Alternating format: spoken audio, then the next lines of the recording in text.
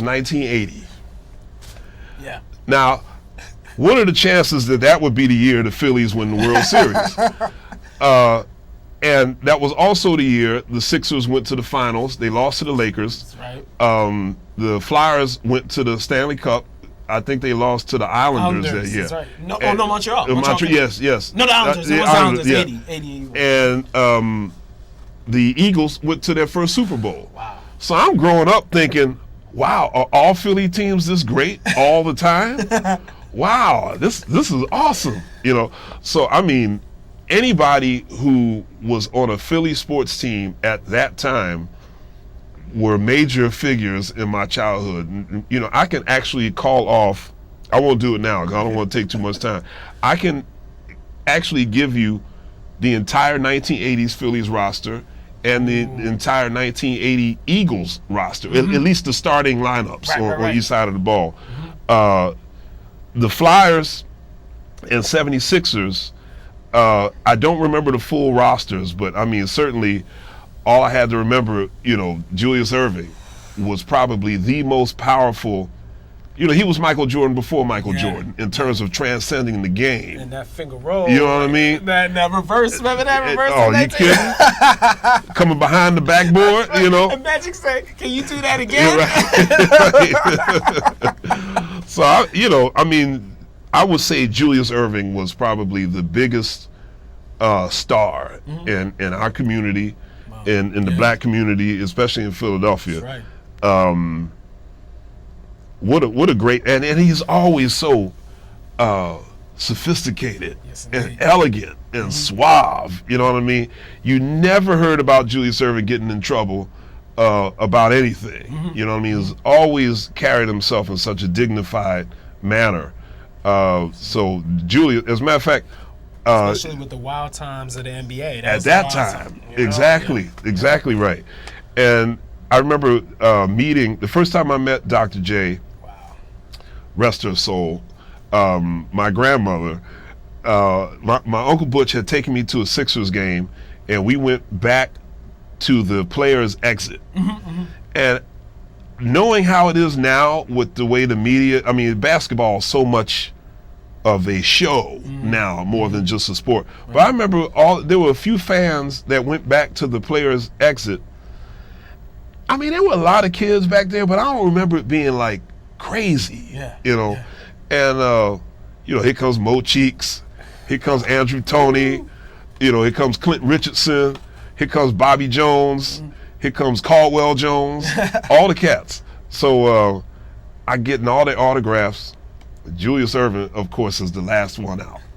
And Doc comes out and the place just goes nuts, and he signed every single autograph, every single one.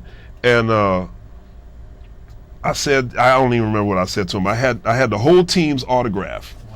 Wow. My grandmother threw it out by accident. Oh man! So maybe he's not trying to. Maybe you discover it somewhere. That is possible. But I'll tell you what, I haven't seen it since 1988. So you never know, because sometimes when I think things are gone, like they reappear. And that would be nice if I found those autographs again. That could be her spirit, just. Definitely. So as a matter of fact, my grandmother passed away about 2 years ago, and but the house where I grew up in, there's still, my grandmother saved everything. Yeah.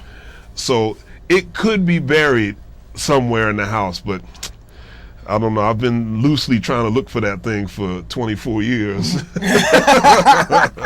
It's gonna happen. It's gonna happen. Believe, see it, visualize it. I'll tell you one more Philly sports story I think you'll like, and I hope I get to meet him one day so I can tell him this. Mike Quick. Oh wow! I had the honor to interview him at really Warren Jaworski's function. Oh, he was back. Man, I got to roll with you. My grandfather, rest his soul, used to work at Vet Stadium when he was off on the weekend from the post office.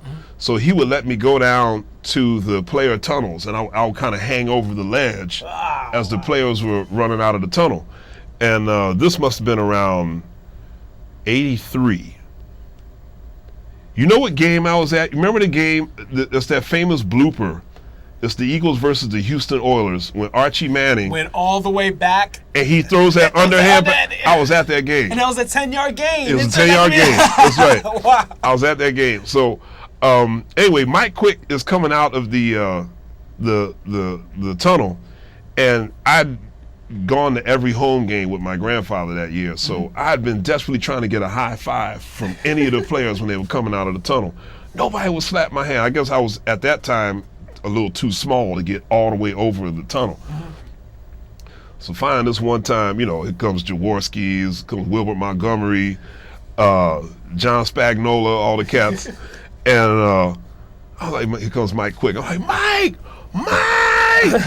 I'm screaming, got my hand stuck out. And it was like slow motion. He had them wide receiver gloves on. He sees my hand and he jumps up. He's like, he knocked me back about 5 rows. Wait a minute. He hit my hand so hard. He was like, bam. And I went like, whoa. And I fell back like that. I remember one of the fans, hey, you all right, man? I had a welt on my hand.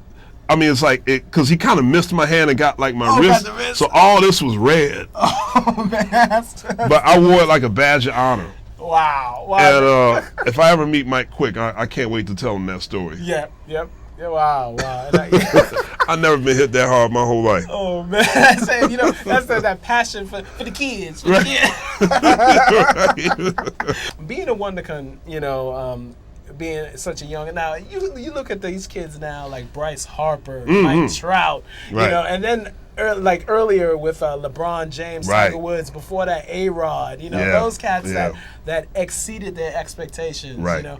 Talk about, do you think of the similarities between how you exceeded your expectations, coming out and seen so early, and then these cats heading towards Hall of Fame careers? I mean, Harper and Trout, the jury's out, but they're having a great start to their careers so far. That's a good question.